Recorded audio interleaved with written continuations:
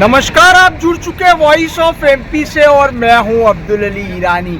इस समय मैं मौजूद हूं नीमच के रेलवे स्टेशन पर। यहां पर एक बोर्ड लगा हुआ है जिसमें नीमच के इतिहास को लेकर प्रमुख आकर्षण दर्शाए गए हैं, 4 बातें बताई गई है। मेरे साथ मौजूद है पूर्व विधायक डॉक्टर संपत स्वरूप जाजू जी। बात करते हैं उस पट्टिका में जो दर्शाया गया है उसमें इतिहास को लेकर क्या कुछ गलत जानकारियां दी गई है, सीआरपीएफ के इतिहास के बारे में जो बताया गया है क्या कुछ उसमें गलत बातें बताई गई है। बात करते हैं। सर, वॉइस ऑफ एमपी में आपका स्वागत है। यहाँ पर रेलवे स्टेशन पर जो प्रमुख आकर्षण नीमच के इतिहास को लेकर, सीआरपीएफ के इतिहास को लेकर जो बताया गया है उससे लेकर क्या कहेंगे, क्या कुछ जानकारी गलत है? देखिए, धन्यवाद कि आपने नीमच की अस्मिता, सीआरपीएफ के कारण नीमच की पहचान संपूर्ण देश ही नहीं विश्व के अंदर बनी है। उसके बारे में जो जानकारी नीमच रेलवे स्टेशन पे दी गई है वो भ्रमित करने वाली और भ्रामक जानकारी है। नीमच रेलवे स्टेशन का एक इतिहास रहा है और जो जानकारी की पट्टिका लगी है उसमें 4 बातें लिखी हैं। उसमें एक तो कि नीमच रेलवे स्टेशन कब बना, वो सन 1880 के अंदर बना और यहाँ पर रेलवे की शुरुआत हुई, रेलवे ट्रेन की शुरुआत हुई। नीमच छावनी था और छावनी को देखते हुए आप इंदौर से अजमेर के बीच में जो रेलवे लाइन डली उसका ये सबसे प्रमुख और मुख्य स्टेशन था। तो पहली बात तो यह कि 1880 का मतलब 145 वर्ष पूर्व का ये स्टेशन बना हुआ है और इसकी बिल्डिंग जो आपने देखी है वो 145 वर्ष पूर्व है और अपने आप के अंदर एक आकर्षक और एक बहुत सुंदर और तात्कालीन वास्तुकला को दिखाती हुई वो बिल्डिंग है। दूसरी बात, इस पट्टिका में जो लिखा है वो एक बहुत ही भ्रामक जानकारी है नीमच के सीआरपीएफ की स्थापना दिवस के बारे में। उसके अंदर सन 1968 के अंदर इसका स्थापना दिवस मनाया के लिए लिखा गया है, जबकि सीआरपीएफ की स्थापना अंग्रेज़ों ने सन 1939 के अंदर की थी और उस समय इसका नाम क्राउन रिजर्व पुलिस फोर्स था। आज़ादी के बाद इस फोर्स को भंग करने की बात चली थी, पर तत्कालीन गृह मंत्री श्री वल्लभ भाई पटेल के उसमें एक समिति थी, स्टेट मिनिस्ट्री की स्थायी समिति। उसके अंदर नीमच के ही सबसे यंग व्यक्ति श्री सीताराम जी जाजू, जो उनकी उम्र उस समय 34 वर्ष की थी, वो उस समिति के मेंबर थे जिसके कि अध्यक्ष वल्लभ भाई जी पटेल थे।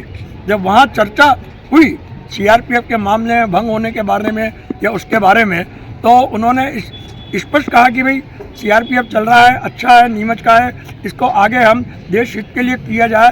तो इस तरह की जब चर्चा हुई तो कमेटी ने निर्णय लिया कि सीआरपीएफ को हम कंटिन्यू करेंगे और इसको केंद्रीय रिजर्व पुलिस फोर्स के रूप में उसका नामकरण दिया और 1950 में उसका ध्वज दिया गया। यानी कि 1950 में अगर CRPF central reserve police force की बात करें तो इसकी स्थापना हो चुकी है अधिकृत रूप से, प्रमाणिक रूप से, और यहाँ पर 1968 बताया गया। ये जानकारी आपके अनुसार पूरी तरह से गलत है? बिल्कुल बिल्कुल सही बात है, ये जानकारी भ्रमित है।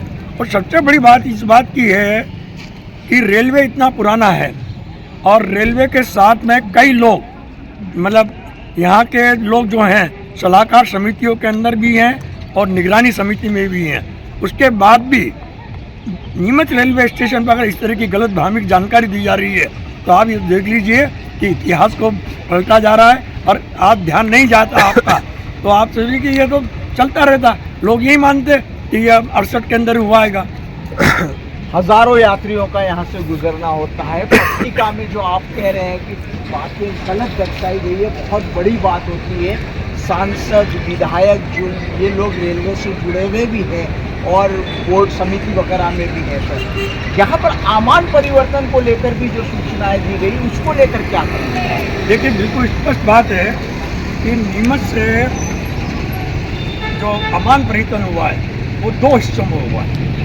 प्रथम हिस्सा था जब नीमच से चित्तौड़ के बीच में अमान परिवर्तन हुआ, और यह अमान परिवर्तन होने से के बाद ही नीमच रेलवे से जुड़ गया था बड़ी लाइन से, और बड़ी लाइन की यातायात और आपका गुड्स ट्रेन की शुरुआत नीमच से हो गई थी।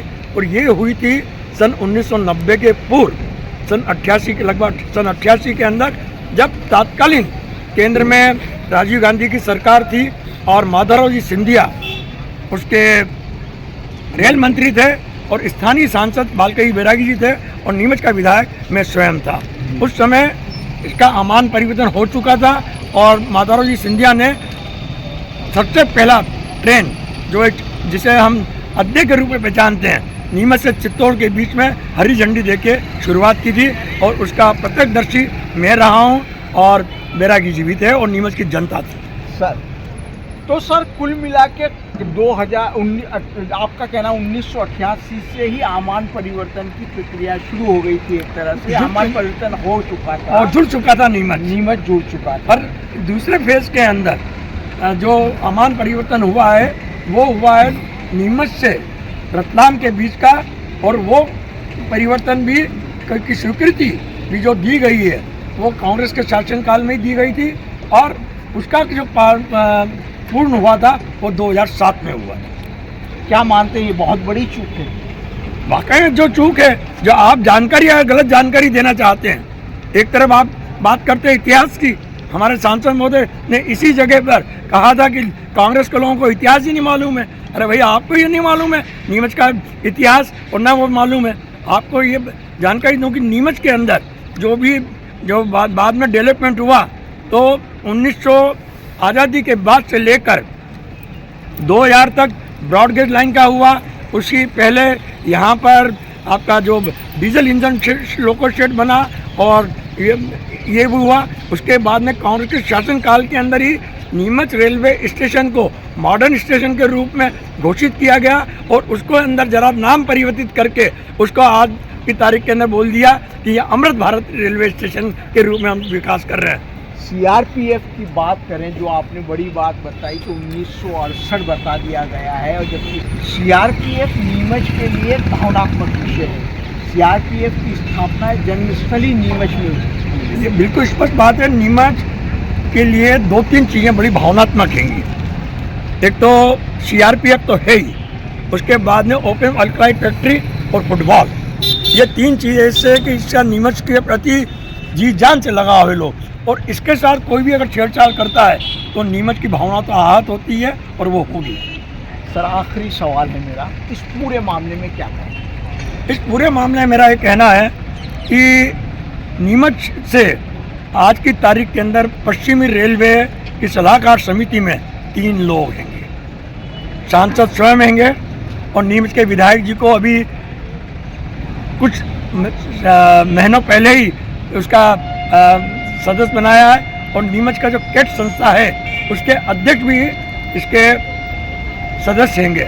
मैं ये दुर्भाग्य है कि उन लोगों ने कई बार निरीक्षण किया, सांसद जी कई बार रेलवे स्टेशन आके चले गए, भाई विधायक जी कई बार आके चले गए, और उनका अगर संज्ञान में नहीं आया या उनके लोगों ने उनको संज्ञान में लेके नहीं आया, तो ये जिम्मेदारी तो जनप्रतिनिधियों की है जो नीमच को रिप्रेजेंट करते हैं, और नहीं कर तो मेरा तो यही अनुरोध है कि आप भले ही चाहे नीमच की दूसरी सुविधाएं मिलने में टाइम लग रहा है, जैसे कि लिफ्ट की बात है या चलित सीढ़ियों की बात है या ओवरब्रिज की बात है, परंतु कम से कम इसको तो तुरंत करवा के सुधार करवा दीजिए। का स्थापना दिवस भी मनता था, तो वो भी एक समय में बड़े धूमधाम से। आपने बहुत स्पष्ट, बहुत अच्छा बात की आपने।